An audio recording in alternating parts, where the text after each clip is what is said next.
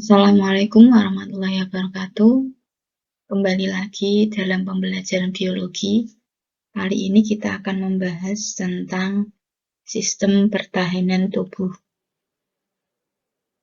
Langsung saja kita mulai. Kita tahu sebagai manusia tentunya hampir setiap hari pasti ada jutaan bakteri, virus, mikroorganisme berbahaya yang berusaha masuk menembus tubuh kita. Tentunya tubuh kita juga mempunyai sistem pertahanan di mana fungsinya untuk mencegah berbagai macam zat asing yang mencoba masuk menembus tubuh kita. Di mana biasanya benda-benda yang ingin masuk ke dalam tubuh kita dianggap sebagai benda asing atau antigen. Beberapa juga ada yang berupa patogen atau mikroorganisme yang dapat menimbulkan penyakit. Secara umum, ada dua sistem pertahanan tubuh. Yang pertama yaitu sistem pertahanan tubuh non-spesifik, dan yang kedua yaitu sistem pertahanan tubuh spesifik. Lalu bagaimanakah perbedaannya? Kita akan bahas.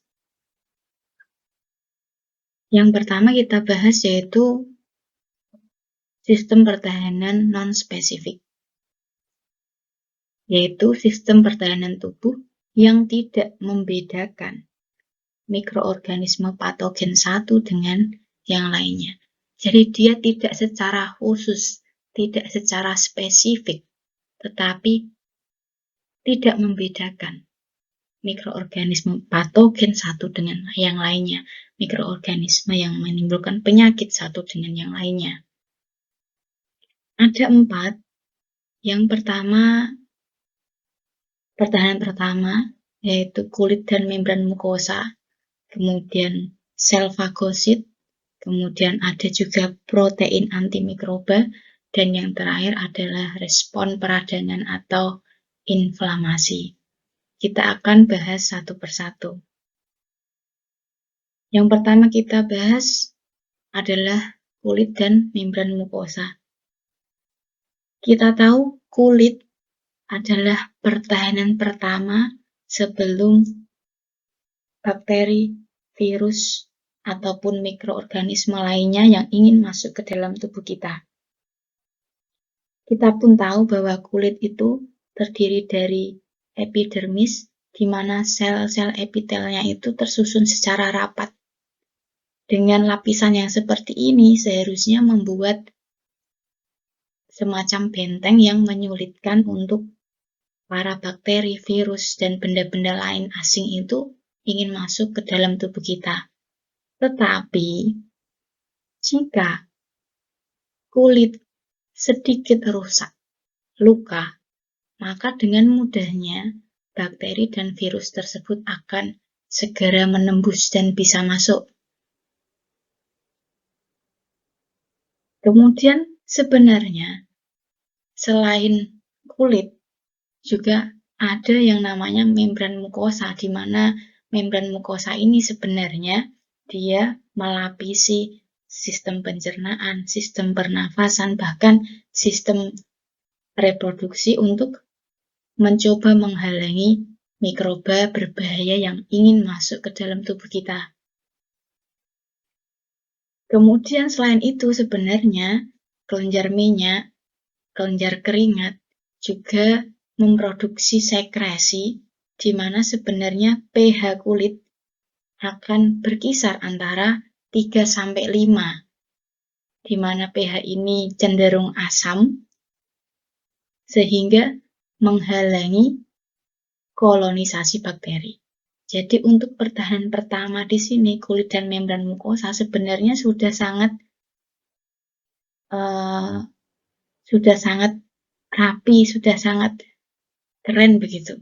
Tetapi ada kalanya pertahanan ini juga dapat ditembus oleh tadi bakteri dan virus yang mencoba masuk ke dalam tubuh kita.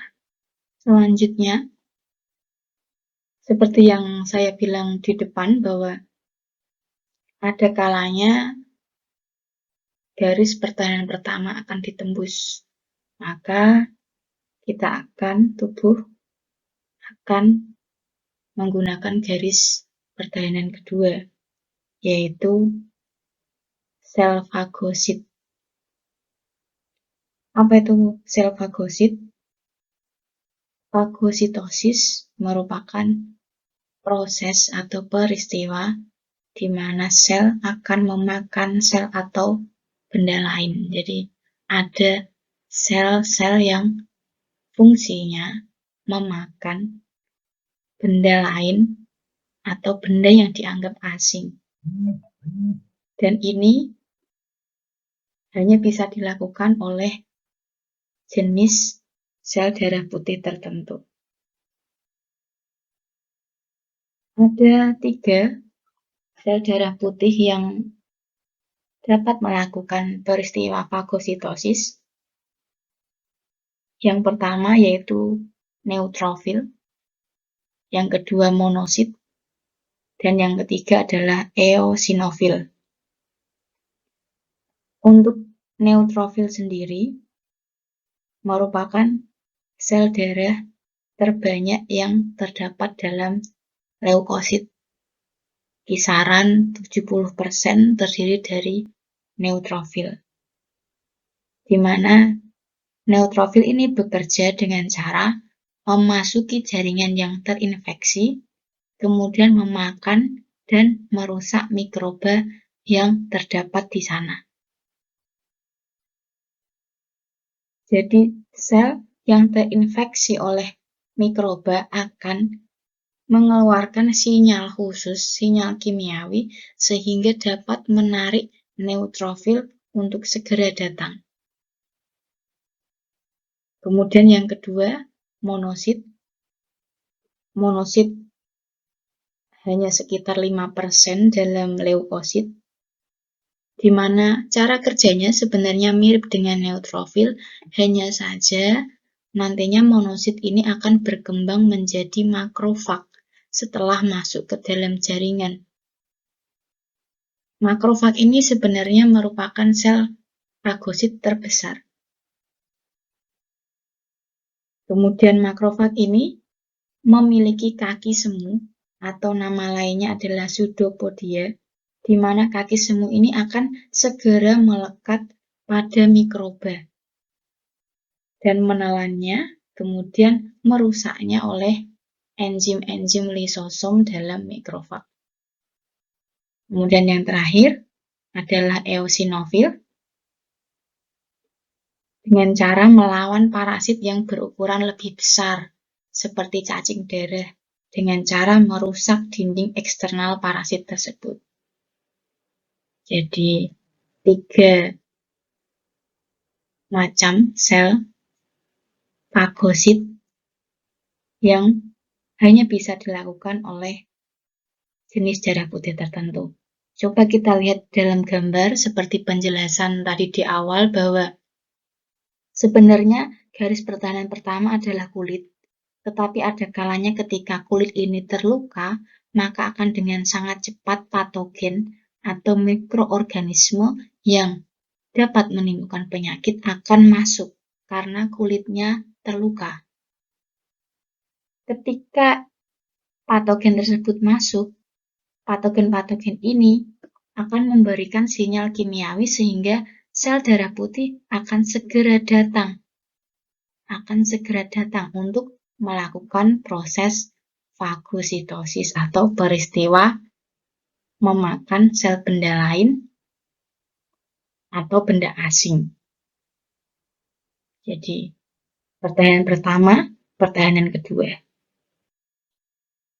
Selain kulit, membran mukosa, kemudian sel fagosit, ada juga sistem pertahanan tubuh non-spesifik yaitu protein antimikroba. Biasanya disebut dengan sistem komplement. Normalnya protein ini dalam keadaan non-aktif, tetapi Jika ada mikroorganisme yang masuk, maka glikoprotein dari sel mikroba tersebut akan mengaktifkan sistem komplement ini. Ada beberapa fungsi yang berkaitan dengan aktifnya sistem komplement ini. Yang pertama yaitu menghasilkan opsonin, yaitu suatu zat yang dapat melekatkan mikroba dengan leukosit sehingga memudahkan fagositosis atau peristiwa sel yang memakan sel atau benda lain.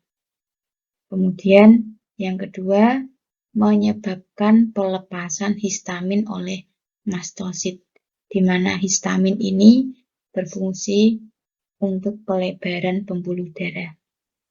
Dan yang terakhir, fungsinya yaitu menimbulkan suatu reaksi pada membran sel mikroba berupa munculnya lubang pada membran.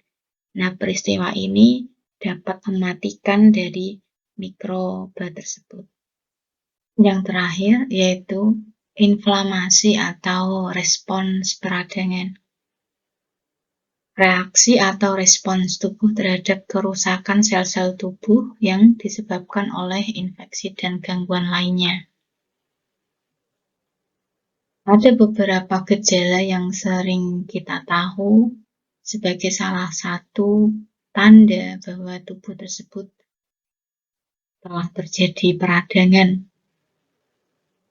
Demam merupakan salah satu gejalanya, kemudian bengkak, kemudian gatal, itu merupakan salah satu dari respons bahwa tubuh tersebut telah terjadi peradangan. Seperti demam sendiri merupakan efek dari racun yang disebabkan oleh mikroba yang masuk ke dalam tubuh. Jadi, untuk sistem pertahanan non-spesifik, ada 4 yang kita tahu. Ada kulit, kemudian membran mukosa, kemudian sel fagosit, kemudian protein antimikroba, dan yang terakhir yaitu respon peradangan atau yang biasa disebut dengan inflamasi. Saya kira cukup untuk pembelajaran kali ini. Semoga bermanfaat. Kita akan melanjutkan untuk sistem pertahanan spesifik di pembelajaran selanjutnya. Wassalamualaikum warahmatullahi wabarakatuh.